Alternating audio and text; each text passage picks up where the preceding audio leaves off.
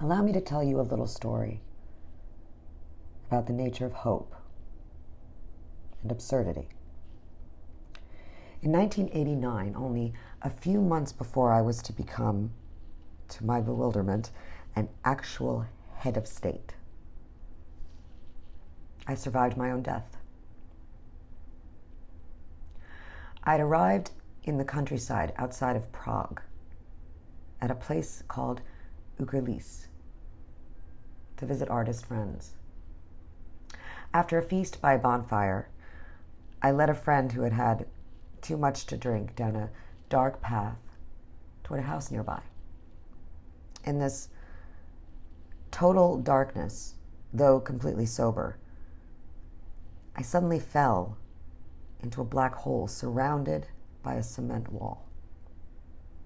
The fact is, I had fallen into a sewer, into what can only be called, you'll excuse me, shit. My attempt to swim in this fundamental mud, this strange vegetation, was in vain, and I began to sink deeper into the ooze. Meanwhile, a tremendous panic broke out above me. Local citizens flashed lights, grasped one another's arms, legs, and offering limbs, articles of clothing. A chaos of impossible rescue attempts ensued. This brave fight for my life lasted at least 30 minutes. I could barely keep my head and my nose above the dreadful effluvium, and I thought, this was the end. What a way to go. When someone had the fine idea of putting down a long ladder. Who could have guessed I was to leave this unfortunate sewer only to end up in the president's office 2 months later?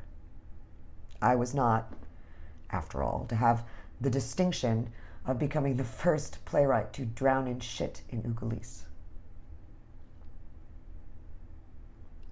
What was striking about the sewer experience was how hope had emerged from hopelessness, from absurdity.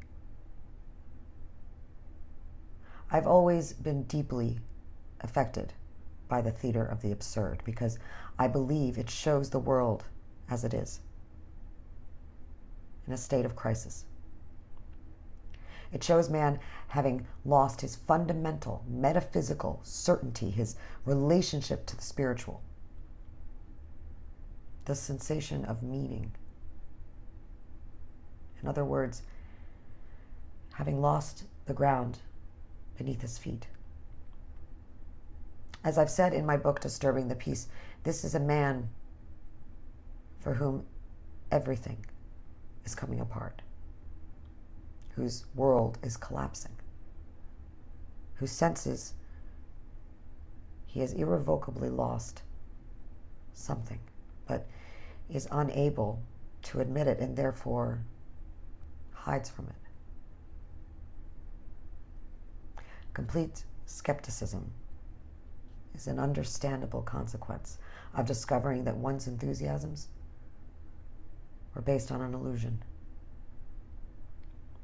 This skepticism leads to a dehumanization of history. A history drifting somewhere above us, taking its own course, having nothing to do with us, trying to cheat us, destroy us, playing out its cruel jokes. But history is not something that takes place elsewhere. It takes place here. We all contribute to making it. If bringing back some human dimension to the world depends on anything, it depends on how we acquit ourselves. How we acquit ourselves in the here and the now. The kind of hope I often think about, especially in hopeless situations like prison or the sewer, is, I believe, a state of mind, not a state of the world. Either we have hope within us or we don't.